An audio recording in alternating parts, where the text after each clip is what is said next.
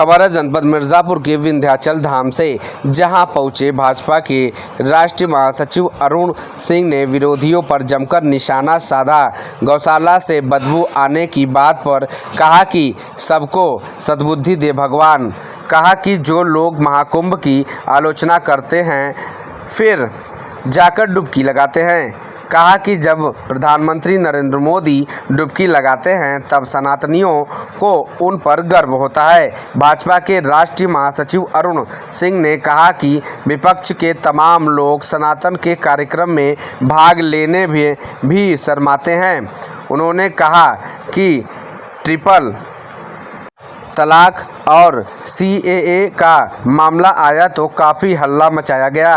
कहा गया कि इससे नागरिकता छिन जाएगी। एक भी व्यक्ति की नागरिकता नहीं गई। सर विंध्याचल आए हैं, ऐसे में आज आपका जन्मदिन भी है और माँ विंध्यवासिनी से क्या कहना किया? नवरात्र का पवित्र पर्व चल रहा है और पूरे देश भर में लोग उत्सव के साथ इस पर्व को मना रहे हैं और यहाँ पे माँ विंध्यवासिनी के धाम पे लाखों की संख्या में लोग आते हैं और दर्शन करते हैं।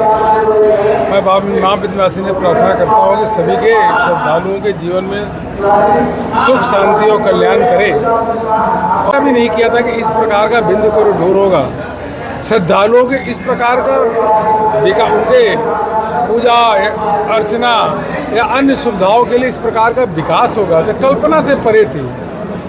यह जो श्रद्धालुओं के मन में एक सपना था उसको साकार करने का काम प्रदेश के यशस्वी मुख्यमंत्री योगी आदित्यनाथ जी ने किया है। हमारे विधायक जी का बहुत बड़ा उसमें प्रयास रहा है, रत्नाकर जी का। और आज दिव्य और भव्य बिंदु कॉरिडोर को जब हम देखते हैं तो यही कह सकते हैं कि इस प्रकार का कार्य केवल और केवल भारतीय जनता पार्टी के मुख्यमंत्री, भारतीय जनता पार्टी के हमारे नेता प्रधानमंत्री नरेंद्र मोदी जी, इन्हीं के माध्यम से हो सकता है और जो हो रहा है। नवरात्र का समय चल रहा है और ऐसे नेता जो जिन्हें गौशाला से दुर्गंध आती है, ऐसे लोगों के लिए क्या कहें?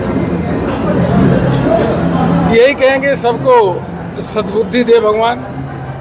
और कुछ लोग ऐसे हैं कि जो पहले कुंभ का, महाकुंभ का आयोजन का आलोचना करते हैं और फिर जाके डुबकी लगाते हैं सर। तो इस प्रकार के, लेकिन आप ये बताइए